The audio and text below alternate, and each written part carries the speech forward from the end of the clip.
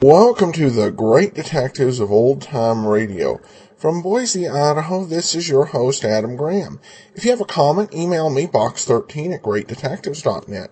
Give us a call, 208-991-4783, and become one of our friends on Facebook, facebook.com/Radio Detectives. Well, today's episode is brought to you by the support of our listeners. Thank you so much for all your great support. It's truly appreciated.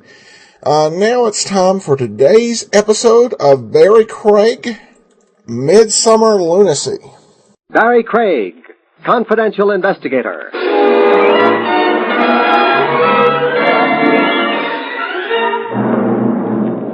Sudden loss of weight might be cause for anxiety, but one good thing at least, it makes the pallbearer's job a whole lot lighter.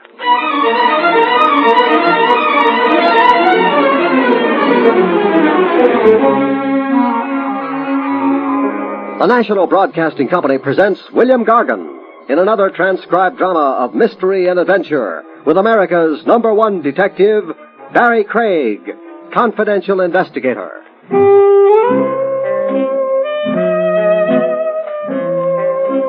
Barrie Craig speaking. Once every year, an epidemic of lunacy sweeps across the nation. Some call it midsummer madness. You get sunstroke by day and moonstruck by night. I got my dose of it in a resort hotel. Jubilee Villa, the big neon sign across the roof said.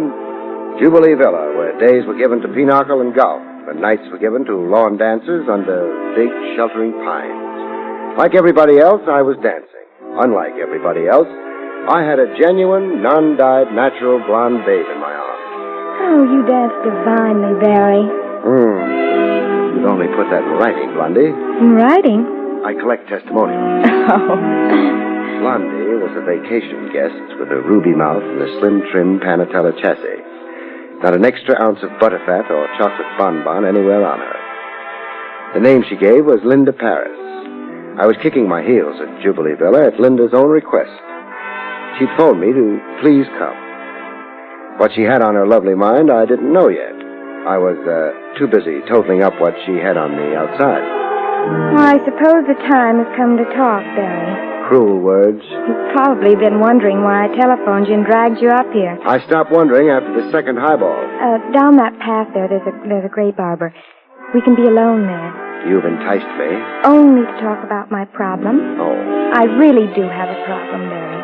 Yeah, I know, with men. You've had that same one problem since the age of 3, I'll bet. But leave us sojourn.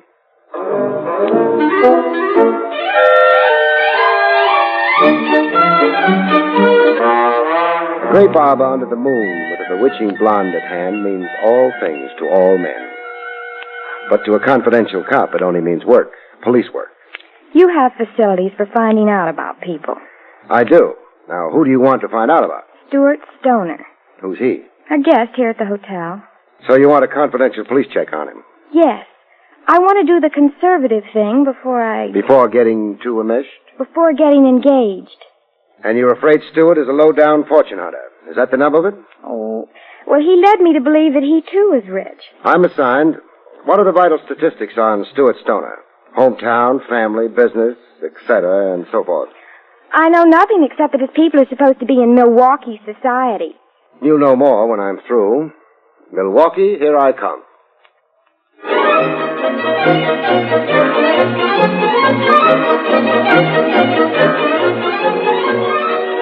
One thing about a long train ride, catch up on your back reading.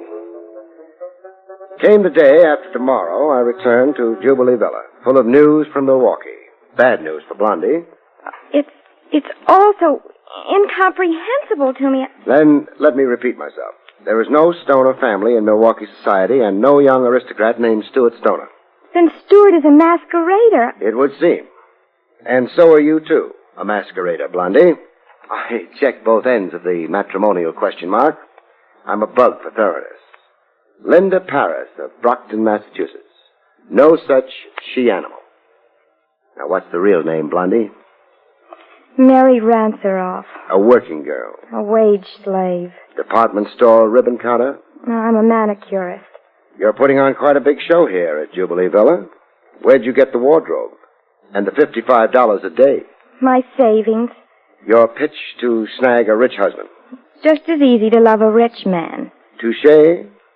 All right, assignment completed. Pay me off and kiss me goodbye. No. No. I still want to know about Stuart. Like you, he's fortune hunting. Oh. Well, you see... You go for him. Nevertheless, and notwithstanding. Okay, then. I'll stick around a while. On the day I go, you can call me the guy who murdered Cupid.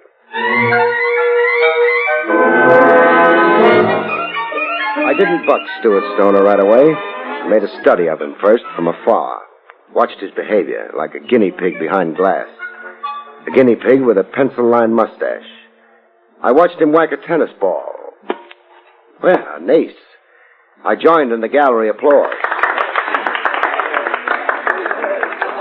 I watched him elbow up to the oval bar in the cafe lounge. Much too green in the gills for an athlete, and a haunted look around his eyes, like sleep came tough. And ordering the type of drink guaranteed to drown anyone's sorrow. Steve, another one of the same. Double. I watched him playing cards in the casino. A two-handed game for stakes that could lift the national debt in Pongo Pongo. Well, that beats me. Guess it's not my night. Well, better luck tomorrow. That's what you said yesterday. I'm afraid I'm a little short of cash. Oh, check is fine, Stoner. And if you're overdrawn at the bank, an IOU's just as good. $6,000 loss for the afternoon's play. But what made it especially interesting for me was the face of the winner. I knew the face. I'd seen it around, on the streets and in the Rogues Gallery. Lou Latimer, a conman, card shop, and plain crook. The question I asked myself was, why was a card shop accepting IOUs from a phony vacationer posing as a son of wealth? Latimer worked like a cop worked. He checked the pedigree of every sucker he sat down to cards with. Latimer had to know that Stuart Stoner was a made-up name. So why was Latimer accepting paper instead of cash? That evening, after a supper orgy of borscht and baked herring, I tackled Stuart Stoner in person. He was sprawled on a hammock, letting the supper digest. Evening. Hello. Craig's the name. Barrie Craig. You, don't feel sociable? Frankly, I don't. That's a surprise. Why is it surprising? I've watched you around the clock. Tennis, cards, and chit-chat. I've seldom seen a more gregarious and sociable guy. Well, maybe it's a question of the kind of company. That remark meaning? You interpret it. You draw the line where I'm concerned. Now, if you don't mind... You want to be alone? Look, Mr. Craig, I've an absolute right... Don't let your thermometer rise, Buster. Who warned you off me? Why do you say that? Because that's my guess about our unfriendly little situation. So who was it? Oh, friend of mine. Your card partner, Latimer? What did Latimer tell you? That I was an unsavory character or something? You're very astute. All right, he warned me that you were, well, some kind of operator. Underhanded, a type that... Works vacation resorts. Words to that effect, yes. What if I now told you Latimer was describing himself? I'd expect you to say that. You would? Latimer also told me you'd lie if trapped, that you'd reverse everything. That you were clever like that. Look, Buster, Latimer's a card sharp and a crook.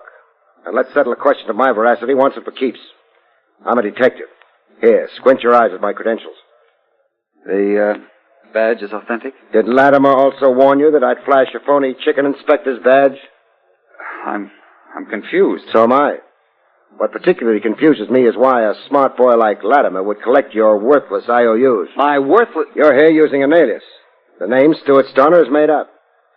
You've been handing a doll named Linda Paris a line of bunk. You let the impression circulate that you're loaded, filthy rich. But the odds are 100 to 1 you haven't even got cash enough to pay your board bill. You were saying? I have nothing to say. Don't please heckle me anymore. I'm spinning. Yeah, you are. A steamy sweat, your eyes rolling. You subject to fits? No. no fits. Just every now and then a feeling of suffocation, like now I blank out. Stoner. Blank out he did big. eyes staring blindly and not a flutter to him, hardly a pulse. And his face contorted in ugly red folds, like it was an outside picture of some deep agony inside. I left him as he was and went for help. The house doctor had been gone for almost 20 minutes before Stoner could put words together coherently. Please, don't broadcast what you saw tonight. You seemed to slip into a fog then, Stoner.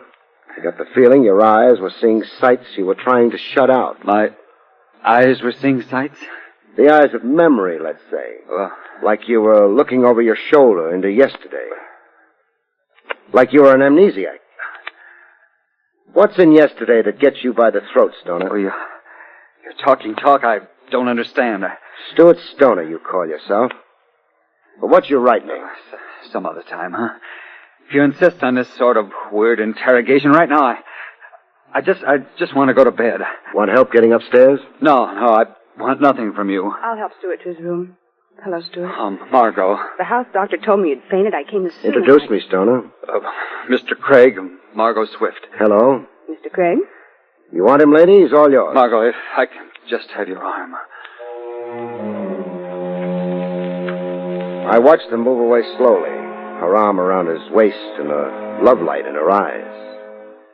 A tightly trussed look to her figure, coal black hair, colored gypsy kerchiefs around her neck, and a look of experience to her. Older than Stuart, but you'd need her birth certificate to prove it. She was that preserved. Linda and Margot, blonde and brunette. Stoner was doing okay with the ladies. A while later, in my room, while wrestling with a knot in my tie as a prelude to showering before bed, I found a typewritten note propped against my bureau mirror. The management regrets the need to terminate your stay due to a prior reservation made for room 211. Room 211 was my room. There was a deadline noted on the bottom of the eviction note. We would appreciate possession of room 211 by 9 p.m. 9 p.m. was 1 minute away. Correction. It was 9 p.m. I acted calm in the emergency. I tore up the note.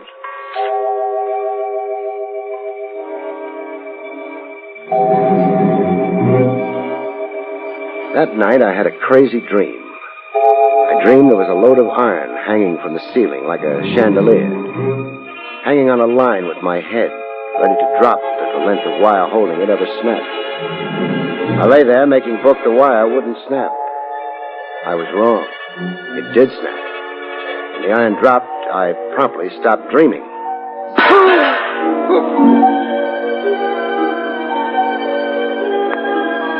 Wake up from a midsummer's night's dream, you can find yourself in strange surroundings. I imagine I found myself on the bottom of a lake. But that was too crazy, even for midsummer. What was a fact was, the lake lay around me only ankle height. I was plopped in reeds that were taller than me. The kind of reeds you find around the edge of country lakes. I had water in my nose and ears. And a stagnant pool of slop in my stomach. If I survived, I'd need a stomach pump.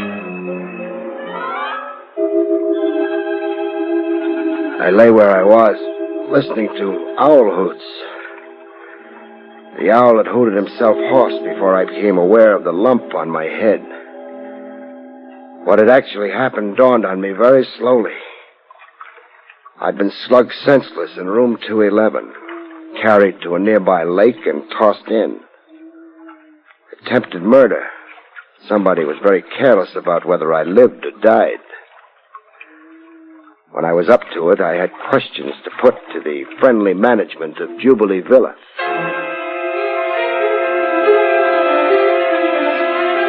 The guy managing Jubilee Villa looked like a wax museum exhibit.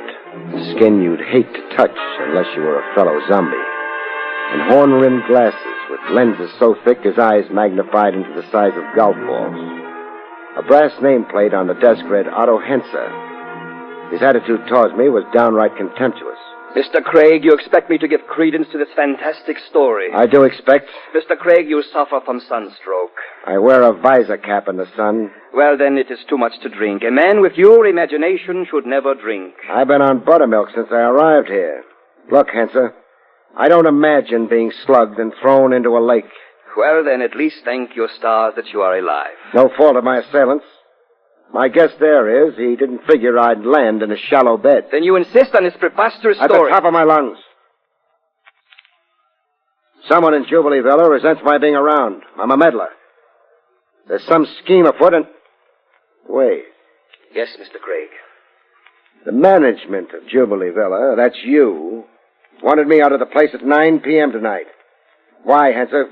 A prior reservation for room 211. Sure that's the only reason? It is the reason, of course. I didn't comply with the vacate request. I went to bed, and from there I was forcibly evicted. I woke up in the lake. Mr. Craig, there is no connection between our simple request that you give up your room and this hallucination. I'm getting awfully tired of you insinuating I'm a nut. All right, then, I will accept your story. And your explanation of it on that basis? A prowl.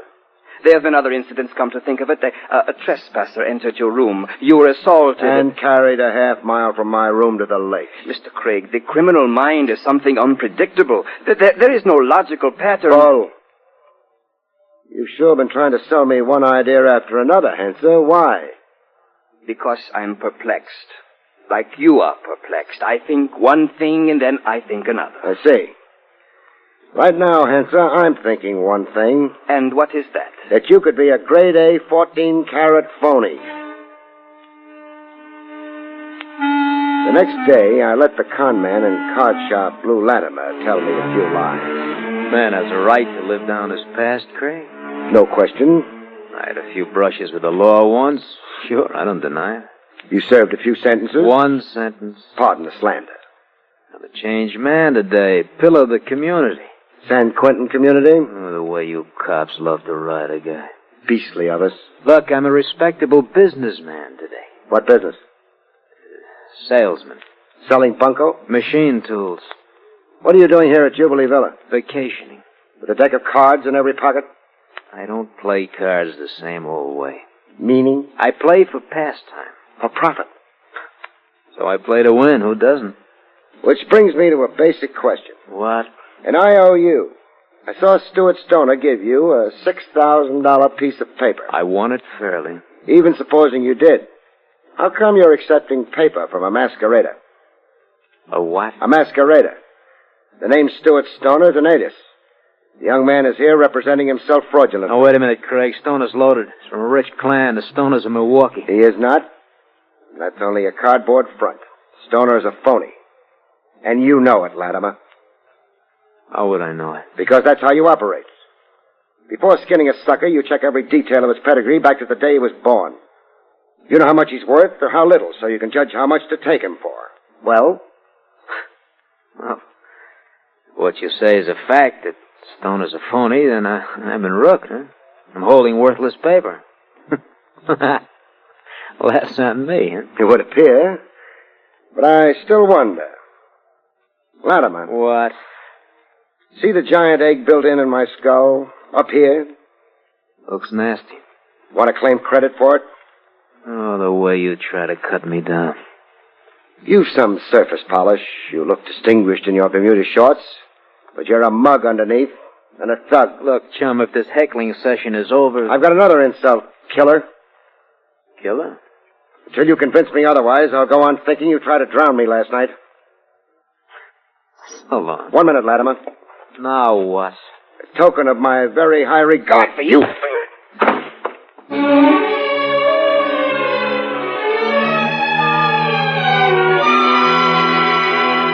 Love either conquers all or it surrenders. My client, Linda Paris, born plain Mary Randbaugh, ran up the white flag. I'm leaving for home after dinner tonight. Goodbye to Jubilee Villa. Yes, I'm all ready and packed. Say goodbye to Stoney yet? Oh, we had a long talk over breakfast. And the gist of it? He admitted to having assumed the name of Stuart Stoner. What is his real name? He couldn't say. Barry, he didn't seem to know. Really offering himself as an amnesiac, huh? Look, Blondie, I'm here on your account. I can't follow your example, pack up, scram, and forget. Leave everything unresolved. I'm a cop, at heart and by profession. I want to know who, what, and why is alias Stuart Stoner. I want to know what Lou Latimer's game is, and where the management, Otto Henser, fits into the scheme. And Margot. Oh, I'm glad you brought her up. What about the Lady Margot? She and Stuart were close when I first arrived. I suppose I cut Margot out. Stuart began to chase me. Well, I can't blame him there. I've seen Margot in clandestine meetings with that man Latimer down at Prippet Lake. Anything else you've tucked away in your lovely mind as a significant detail? Yes. Henser kept trying to involve me with other male guests as if he... To preserve Stoner for Margot in line with a three-way partnership. Otto Henser, Latimer, and Margot. I don't understand. A three-way scheme connotes loot, wolves shearing a lamb. But where's the possible profit in Stuart Stoner? What's the bait for Henser, Latimer, and Margot? Stoner's a phony and masquerader, a deadbeat. Maybe Henser, Latimer, and Margot don't actually know Stoner's a masquerader. If they didn't know, impossible to believe as that is, if they suckered themselves in some attempted badger game, they do know now. I told Latimer that Stoner was a phony. Now, do you want to quit or follow through? I'm a fool not to mind my own... All right, what do we do? Search every inch of Stoner's room and effects. You play lookout while I play burglar.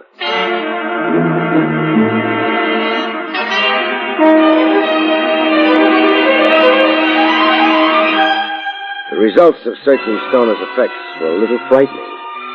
Later, in a woodsy hideout, Linda and I shivered over what we found. Barry, it's fantastic. Lengths of copper wire, all cut down to convenient size. The tools of a strangler. I just can't believe it. Then try believing Stoner's amazing collection of newspaper clippings. These. Mystery Strangler terrorizes East End. Dateline, Minneapolis. And this one. Strangler claims elderly victim. Dateline, Seattle. And these similar clippings. Dateline, New York, Boston, Shreveport. For one man, too. Operate east, north, west, and south, all over the map. Yes, the scope of it. But this isn't one man's autobiographic collection of himself. It isn't? The dates on the clips cover almost 4 years. They represent a lot of stranglings and a lot of stranglers. A lot of stranglers. Some of whom have been caught and jailed. I recognize a few of the cases. Then? This is just a collection of clippings. Fetish is the word, I think. The pleasure the collector, call him psychopath, gets comes from the clippings themselves, let's say. The joy in some other fellow's crime. Stuart is a madman. It would appear. A madman or... Or? That's what somebody wants us to think. Mainly wants you to think. Me? So you'd scream and run. Glad to escape a fate worse than... All this is part of a scheme? Well, that's my surmise. For what basis do you have? The character of Henser, Latimer and Company. Thoroughgoing connivers who play to win. They knew the cop and me would sooner or later send me up to Stoner's room. This stuff was planted for me to find. Enough to disillusion me and Stoner, but not enough to pinch him. No real evidence of a crime or an actual criminal personality. What now? Well, let Henser, Latimer and Company horse themselves into believing they hold trumps. That you're scared off. That I'm disinterested in any further to do with a nut. We make our fond farewells. We leave Jubilee Villa? Officially only. Unofficially, we're still around. We're holed up somewhere with our eye on this place, watching to see the next move of the gang against Stoner. But what can they want of Stuart? I finally come to the conclusion about that. One, Stoner is an amnesiac. Isn't sure of who he is and where from, etc. Two, he is not a poor masquerader, but a rich one after all. Stuart, rich? Uh-huh. Dough, position. And a good marital catch for Margot. Also profitable game for Latimer to account for the IOUs. Also a Klondike for Henser. Otherwise, there'd be no reason at all for a plot. Well, that means they know Stuart's true identity. They do, but Stuart doesn't. So will you join me in hiding, doll? Where do you hide with a blonde? Not being able to find a treehouse, we settled for an auto camp a quick 2 miles from Jubilee Villa, adjoining cabins. After 2 days of keeping Jubilee Villa under surveillance, we finally got a look at how Henser, Latimer, and Margot planned to play their trump card. The kind of trap they had baited for a weak-minded Stoner. Sweet music in the cool of the evening piped into the grape arbor. The grape arbor set with intimate tables, a canopy of freshly cut flowers, a few picked guests, and the local parson. A marriage was taking place. Margot and Stoner, with Latimer and Henster there to give the bride away. You're not going to let them get married. Shouldn't I? Shouldn't? Oh, Barry, you're teasing. I'll stop it, Blondie, but only at a strategic moment. The strategic moment came. The man in the high collar was reaching the end of his text. If any man knows some reason why this pair should not be joined in the bonds of matrimony, let him now speak. Speaking, stop the wedding.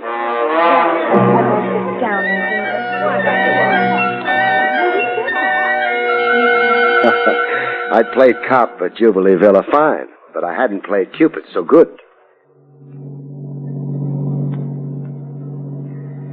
Linda left in my company, as it turned out, and not in Stuart Stoner's.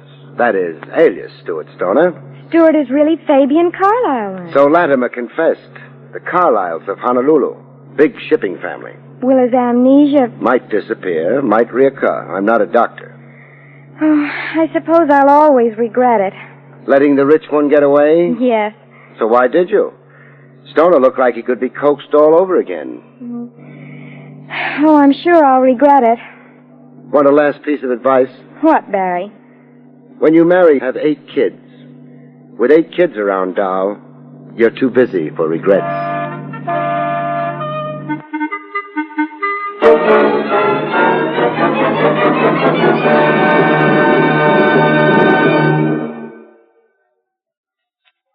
You have been listening to William Gargan in another exciting transcribed mystery drama from the adventures of Barrie Craig, confidential investigator.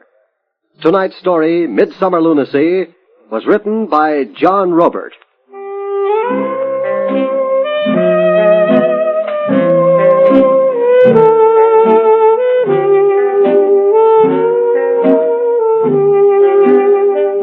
Next week, it's the strange story of Blood Money, about which Barrie Craig has this to say. In next week's story, Blood Money, an Oriental rug dealer finds himself as snug as a bug in a casket when a killer comes calling with gold in his eye. Good night, folks. See you next week.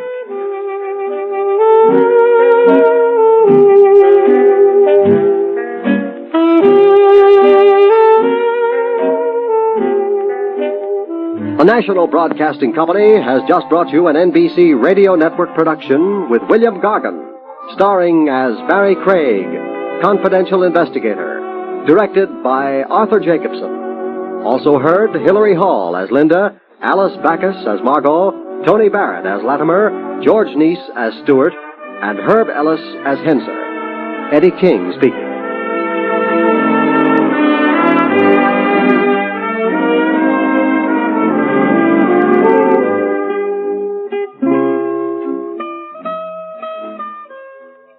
Within the next 20 seconds, a fire will break out somewhere in the United States. Lives may be lost, property damaged, homes or buildings destroyed.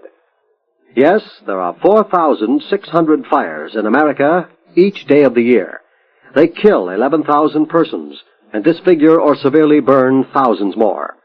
The unfortunate part of this picture is that most of these fires could have been avoided. For example, 90% of all fires which start in the home can be traced to human carelessness.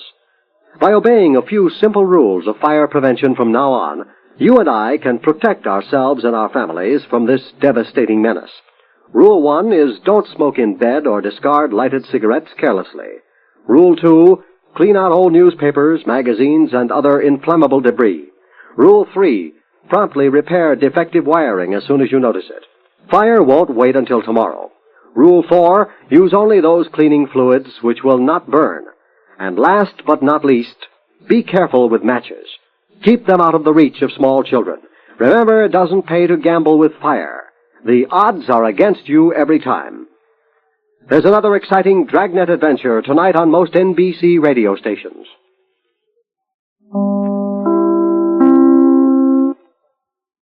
Welcome back. This was actually, I think, the first episode of Barrie Craig I just happened to hear, and I didn't like it the first time I heard it. But listening to it now, kind of used to how the series works. definitely fits in well. And I also have to say that I like the scene where he is, trying to avoid drowning. Yeah, that was a well-done scene. I think he did one somewhat similar back when we were playing Ideal and Crime. Well, we turn now to listener comments and feedback. Art comments regarding Nero Wolfe, and particularly the episode Room 304. Very well done, even if it has a few discrepancies from the books. I like these very much. Well, thanks so much for your feedback, Art, and I hope you're enjoying the series of the great detectives of old time radio, in addition to the Nero Wolfe shows. All right, well, I do want to remind you, we also have an old time Dragnet podcast every Saturday. Been going for 5 years now. So you can listen to the latest episode, radiodragnet.com. But join us tomorrow for Let George Do It. Oh, and I should also mention we do have an app extra for those of you who have the app or the premium site. William Gargan guest stars in an episode of the Radio Hall of Fame. I think you will definitely enjoy it. And that will do it for now. We will see you tomorrow with Poirot. And then next week, another episode of Barrie Craig. Send your comments, box13 at greatdetectives.net. Follow us on Twitter at Radio Detectives. But from Boise, Idaho, this is your host, Adam Graham, signing off.